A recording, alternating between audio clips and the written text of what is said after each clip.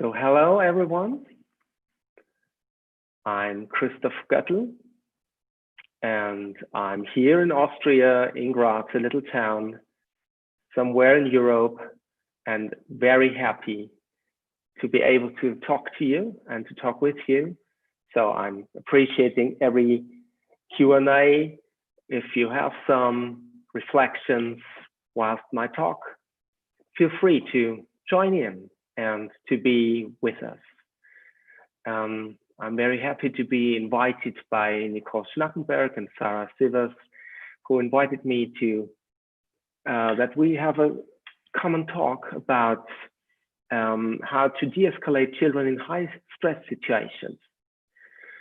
I personally am a psychiatrist for child and youth and psychotherapist. And I had some really stressful situations within our clinics because our approach in these times years ago has been very, it should not be existing anymore. We used much restraint and we used forced medication, and that was horrible for each participant. And in these times, I realized that we have to find a different approach. And there was this patient, his name was Christopher, like me. And we had him in the closed ward. And in this closed ward, we had the idea to have him there until he learns not to be aggressive anymore, but it didn't work at all. And at one evening I was in charge, I came to the closed ward and he was standing there having his bed, his whole bed frame out of metal made, holding against us because he wanted to get out of the closed ward. And I was not allowed to. I didn't have the possibility then. I was an assistant physician. And we had this talk then.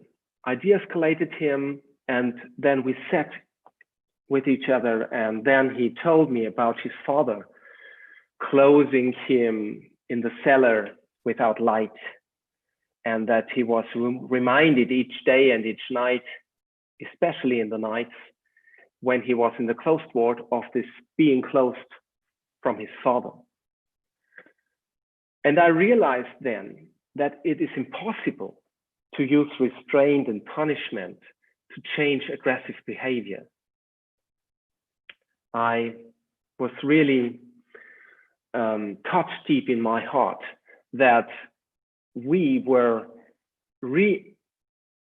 setting again the scene of closing someone up in the night. And from this day on, I started my journey to find a new approach of de-escalation, of helping people when they are in high stress situations. And on this day, at least, it ended at last. It ended the idea that you could use restraint or punishment to stop aggression or any other high stress. So this was Christopher, and he was my teacher then. And I had many teachers on this journey, and I think I will have some more, I hope. And the teachers are the children themselves, the children and the youth I'm working with. And in these times, I've started to work with handicapped people too, and we became a group of people who started to find new methods how to support people in high stress. And I started a literature survey. I wanted to find any approach that's existing, how to do that.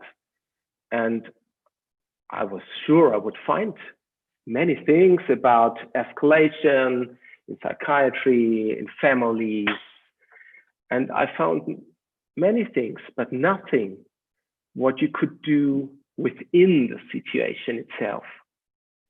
So I was stunned. I thought, hey, in my experience, it's a very common situation. You always have families talking about quarrels, about fights. You have physicians in psychiatry wards who are talking about escalations and restraints. You have handicapped staff working with handicapped people doing the same, and so on. Schools, it's everywhere. So I was really stunned not to find any approach to deal with aggression within the moment of aggression itself, than restraint or punishment.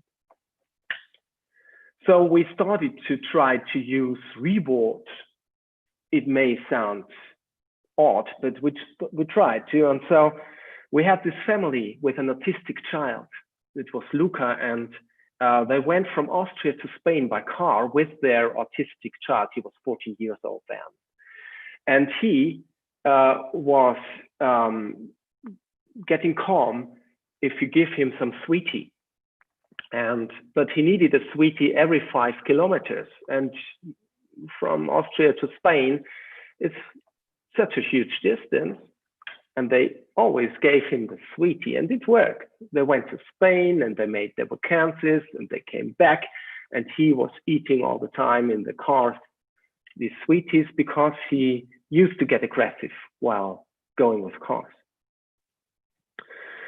And when they have been back, they were very happy because they gave him a reward every 5 minutes, or however how long they needed for 5 kilometers, maybe 7 miles, so I'm not very good with that.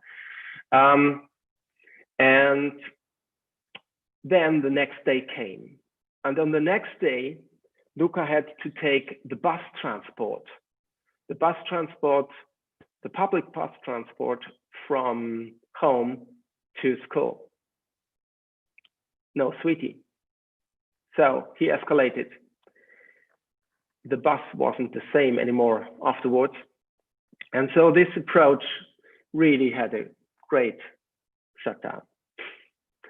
So we ended this approach, and we started a new one. The idea of supporting people. And support is something totally different than punishment or reward. So reward has the idea of learning, of giving people the right cues for making always the same movement in a special moment. But we started to think, is this what we need when we have high stress? If I'm in high stress, which situation with people I know in my life really helped me? And what really helped me personally, have been people who stayed calm, who stayed with me, who stayed present, and people who did not judge. And punishment and reward are judgment. And we started to try to end judgments at all. We started to be with the people in full presence, supporting them with our calmness, supporting them with our idea of we will make this situation together. Not the idea of you have to check the situation. The idea of we do it together. We get out of this situation safe and warm together.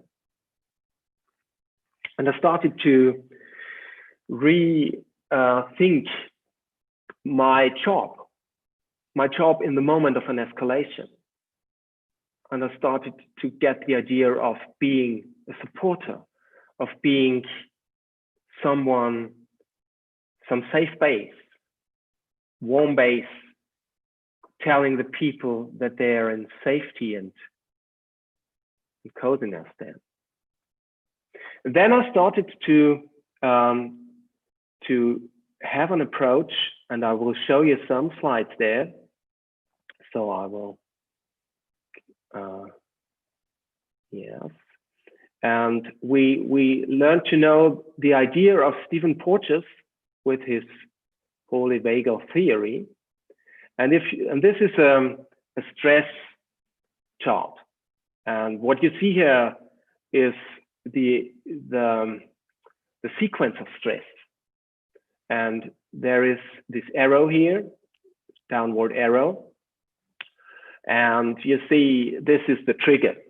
We all have triggers that's pushing us into stress. And if you think there is a child having a trigger that's pushing him or her to stress, then I thought all the time of my times then that people react with fight, flight, and flag, and that's true, but it's not the full truth, because each mammal has a first reaction that comes before fighting or flight or flag or fainting. And this is called the freeze reaction. And you say, oh, this is nothing new maybe, but I will show you, if you go into the woods and you're crossing some deer, maybe you know this look of the deer when it's hearing a sound, they make so like this. And this is scanning reaction. They scan the environment for threat signs. And if there is some threat sign, they will flee. But if there is no threat sign, they will start again to chew or whatever they do. So I got the idea. I wanted to see if people in high stress are having this look too. And I want to first show you this look in a short video sequence of YouTube, that you see which look do I mean. And you see here this child in front of a difficult situation. This child is on a table, and this table is going steeply downwards. It's a visual cliff. I show you this visual cliff. The baby is on the right side higher, and then it's going down. Left, it's going downwards. So it's really going downwards, you see. And this baby wants to get into a safe and secure place. And this warm and safe place is his mother. You see her blonde hair on the left side, on the other side of the table. And the baby has to cross the table, and so the visual cliff, to get to his mother. And if we look at what mammals, in our case, mankind does, but it's the same for all mammals. The first, they try to avoid. And that's really intelligent, because why should the baby go into a threatening situation if there's a safe possibility built? There's no person on the other side anymore. So the baby has to choose a different solution, and it goes through the people in the room on whom to orientate, and it chooses its mother. This look is going directly into the eyes of the mother, and this look means, Mom, I have a question. We know this toddler can't talk, but the baby is talking about, Mom, I'm having a question. Please look at me. And see how the baby is asking the question without talking. So this is really an intelligent reaction. The baby is bumping its feet on this plexiglass table, and then the baby is looking on the eyes of his mother. So now the baby is checking the face of his mother, because the face of his mother is the main signal if it's danger or safety. If the face of the mother is showing safety, like here. Baby is checking again, and then the mother is smiling.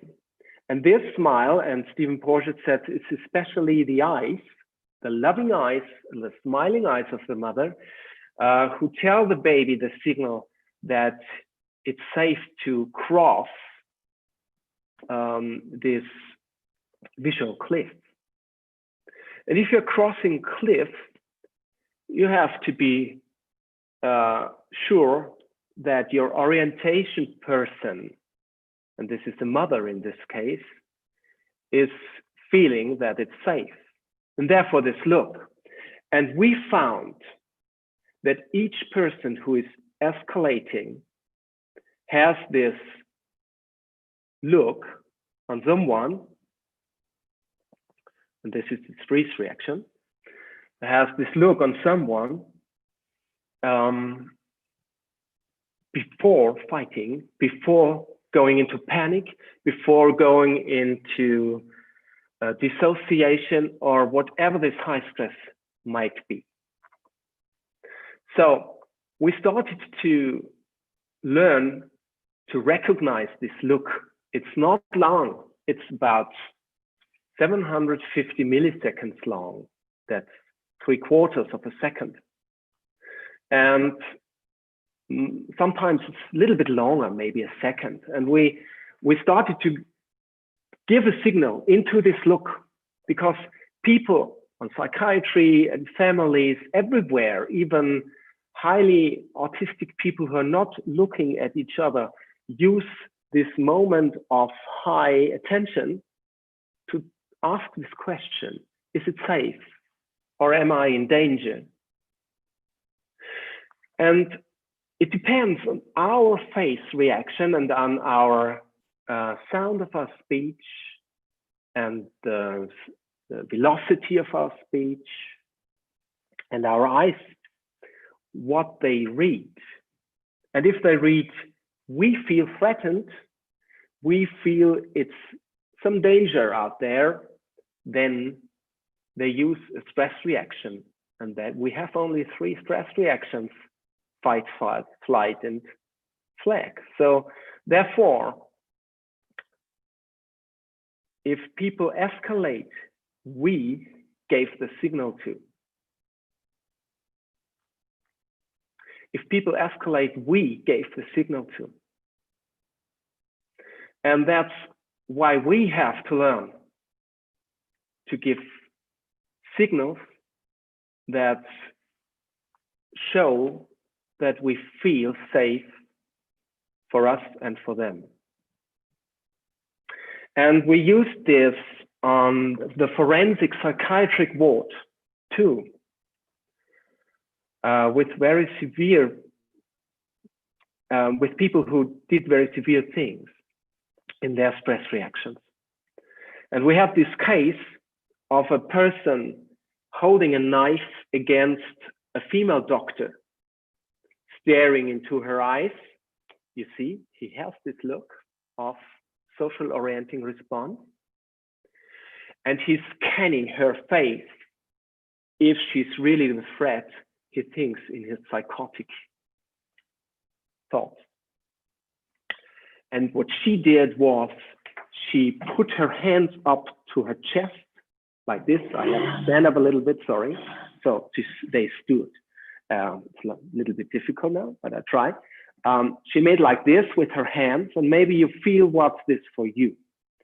And if I do so, it's maybe an offer, or it's some offering of help or something like that. And she looked straight into his eyes. She was the threatened person. He had the knife, but she made like this with her hand. She made an offer, with body language offer. And she said, Mr. X, you have fear. You're deeply in fear. And he heard her voice, and her voice was calm. And he looked onto her hands, and then he lowered his knife. And you see, that's the method.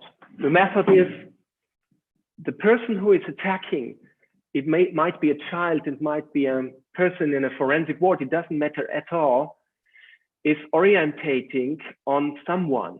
It's not always the threatened person I'm orientating on, but it's always a person in the room.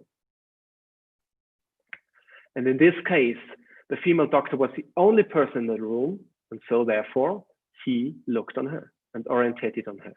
And she made some offering gesture and some clear, calm voice, you are in fear. And he felt her calmness, her signal of being safe. And that's why he lowered his knife. And we have this approach now. We are developing this approach since 10 years now, 11 years. And we are using this approach within psychiatry wards and in families with high stress situations. And we use this approach to explain people that what people really need in high stress situations is this look. You see, there's this female doctor and this baby is orientating on her mother's eyes here. She's smiling too, and there are her eyes, and this decides if this baby will stop crying or maybe to withdraw or whatever, or if this baby is feeling safe while the female doctor is exploring her chest. So this is the same reaction people use in each stress situation. And we have developed ways how to evoke this look if it doesn't come from himself.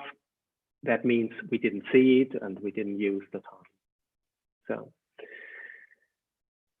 what's the main message? The main message is love is stronger than threat. If you give support, people de-escalate. And even if you are the threatened person, the main thing we have to orientate on is the loving look. You see, we have some neuroscience behind, that's why it's called Neuro de-escalation. And we see in the brain scans that people really are getting much better with a loving look than with some signals of threat. So I stop this real talk directly to you again. So that's the main idea, that we use these moments of social orienting response that Stephen Porges showed us in his neurobiology approach. And we use it for supporting people. We can, I see there are questions and answers and chat. So I will see. Is it essential? So someone is writing, is it essential that the person has a relationship with the other they are orienting towards? Yeah, cool question. Thank you for that. If I'm in a burning house on the second floor and the fireman shows up, do I have to have a relationship to him to being able to follow him out of the threat? So no, it's not necessary, but it's very, very helpful. It's much, much easier if you have a good relationship. But if you're very exact in your body postures and very expressive, then you don't need a relationship beforehand. So next question. Karen Jones, hi, nice to read you. How can we learn to behave in this way as an adult when the anxious young adult is in a highly anxious state? When actually the well person is frightened. especially when alone with no help. Yeah, that's a main question, because that's what's all going to, how can we regulate our own emotions within threatening situations? And yes, that's one of the main questions and the most difficult. It is the most difficult part of our approach.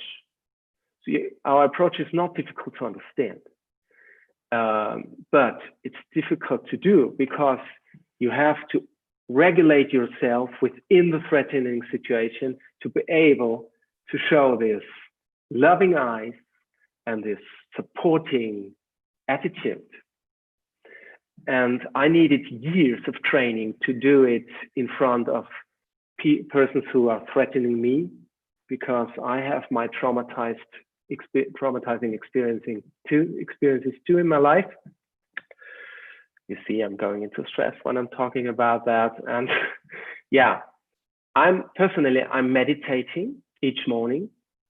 We have much science about meditation, and I'm doing yoga. For supporting myself, it's helping much. And in the moment itself, when the person is in threat, I start with taking me into focus. First me, breathing, and I'm having my focus on my shoulders. And if I feel I can go down, then I'm contacting the other one. And we use some body postures. We always, if we're not the threatened person ourselves, if someone is threatening another one, then we are using this side-to-side approach. We're coming from the side like a friend and talking from the side to the high stress person, to the threatening person. Because on this side-to-side approach, you don't have to touch them, but you come from the side. I'm talking from side to side with the other one, because this is the support gesture coming from the side. Yeah, so the answer, Karen, is, for me personally, it is training with meditation and yoga, and in the moment, my focus on my breathing, on my shoulders, on regulating. And when I have regulated, I go into contact. Even if I'm threatened, I take the time. You could think I don't have any time if I'm threatened, but that's not true at all. If you're calming yourself, that's the best thing you can do. So this is this question I see in the chat. Okay, no, that's what I'm talking. I don't know. I think we have 5 minutes left. Is this right, Nicole? When we guide people into the warm and safe side, we try to start communications with people who are always in stress with a green sign. That's our metaphor for, we have to install something. It's like the lights in traffic, green, yellow, red. We have to install a green sign between us. If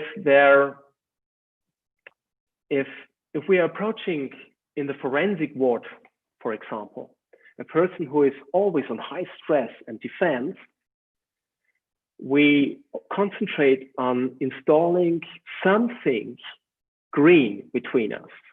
That might be that you respect the emotional regulation of the other one. 2 weeks ago, in my office, there came a family with a 6-year-old child. And the 6-year-old child the family was waiting outside my room, and I was ready with the patient before. And then I approached the family, and the child was sitting on the floor, on my floor, outside, and was doing some puzzle. And And I had to decide with whom am I talking first, with the standing parents or the child on the floor. And I decided to approach the child first. And I went down with my whole body, sat down because the child was sitting on the floor. And then I made this tilt. And I said, hey. And we're using this body tilt, hey, with an open hand to signal that we are support and no threat. And the child looked up to me, and this is the social orienting response. And now it depends on my body gestures.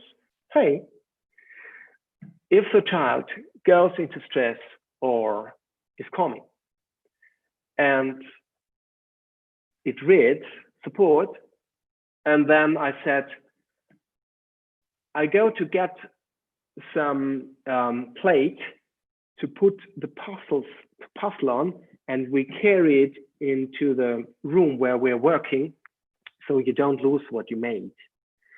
And I took the puzzle and we brought it together into my room, and this was the first sequence. And that's installing a green sign between people.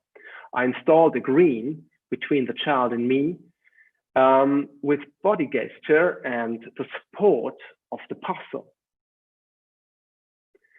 So this is installing a green sign, and then the child was hiding under the table at all. I didn't see it. And the father thought he has to say to the child, come up, it's a doctor, be kind. And I said, no, let her sit under the table. She's regulating her emotions. The child heard it, and the father heard it, and he allowed himself to let his child sit under the table. And afterwards, I learned to know that this child had a very bad experience with its former psychologist, and the former female psychologist threatened the child by using restraint and punishment in front of the parents. And then, because it escalated totally, she put the whole family with the child, with the escalating child, in front of her office and closed from inwards and said, never come again. And this child and this family was very traumatized of this female psychologist. And now the child was checking me, and the family was checking me, if I'm respecting this emotion regulation. And that's why the child was sitting on the table. And if I had said, come up, people look into each other's eyes or something like that, I would have given the signal of threat. So that's installing a green. When the child when we were over, the child hugged me and said, when may I come again? So that was very nice. So I see that we're coming in some new questions, and I think we go into these. Karen, is there any further reading to help more? As more understand and have the knowledge, more can draw on. Yes. We are, in the moment, we are writing our first book about this new approach, and I'm happy to present it in 1 year, 2 years, we will see. I don't know, it's my first book, how long it takes. But in the meanwhile, I would say, if you're interested in this approach, the approach, the neurobiologic basic of this approach is Stephen Porges with his polyvagal theory. And he wrote 2 books, or maybe more, about, I know the 2 he wrote himself. Polyvagal theory from Stephen Porges, I can recommend that very highly. So, and Chrisoph, thank you. I wonder how we can apply these core messages and key ideas and adapt our practice as adults, teachers, to support anxious young people when we may have a classroom of children with us. Yeah, thank you. I'm teaching in schools, teachers too. So one idea, I'd just give a hint, is if you're standing in front of the classroom and all these pupils are in front to you in the classic position of from 50 years ago, then you have the most dangerous position to the pupils, because a saber-toothed tiger is attacking directly. And if you're confronting your pupils, you're going into a direct position of threat. You could say, hey, I'm talking with my friend. So too, yes, if you're very safe about your relationship, if you trust another person totally, then the frontal position is the best. But if you're not sure, or you are anxious, then it's the worst position. So what would I recommend? I would recommend to turn around, to look with the children on the cupboard. Is cupboard the right word for where you're writing on? I don't know. The big green thing you're writing on, and you're turning your back is looking to the same direction like the pupil.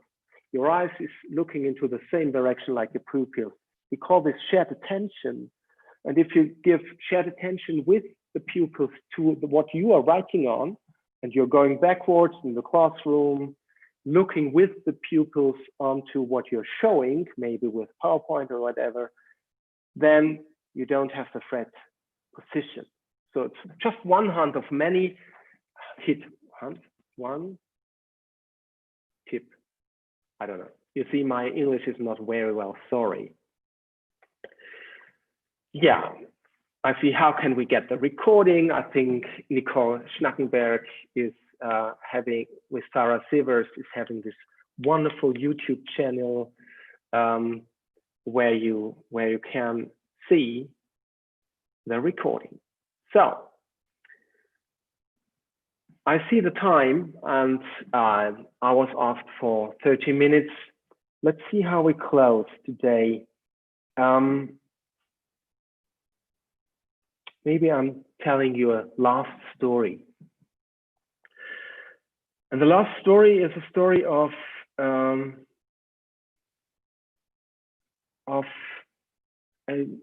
14-year-old child we are supporting in the moment with our team. And she has a very severe eating disorder. She had a very severe eating disorder, and cutting herself deeply, and suicidal thoughts and so on. And all the clinics and all the former psychotherapists used threats as an approach. We used restraint and punishment, a forced medication, and so on, and forced eating. And for sure, you have to save this child. There is some point where the body would die and you have to use forced eating. But until this point is really reached, we in our team never use these approaches. And so therefore, we don't need it most of the time at all. With her, we didn't need it. And what we did is we told her that her eating disorder is her kind of emotion regulation. And we just want to find with her a new way of emotion regulation, and that will respect her emotion regulation at all. And then she started to talk with us about her very severe trauma. And then we had to swallow and were in deep compassion. And she felt this compassion, and she read our faces and body languages of compassion. That was de-escalating her. And then she was able to eat because of our support and not of our threat. So I would close now. Yes. Nicole sent, the YouTube channel, you can see this video again. If you want to send it to someone, I will write you our email address. If you have some questions, this is in Austria for sure. You see it, office@ressourcenreich.at. That means rich of resources .austria. So yes, having you with me, being able to join Austria and Great Britain was really a touching experience. And I'm so fascinated about the work of Nicole and Sarah, supporting us all with their YouTube channel in these difficult times.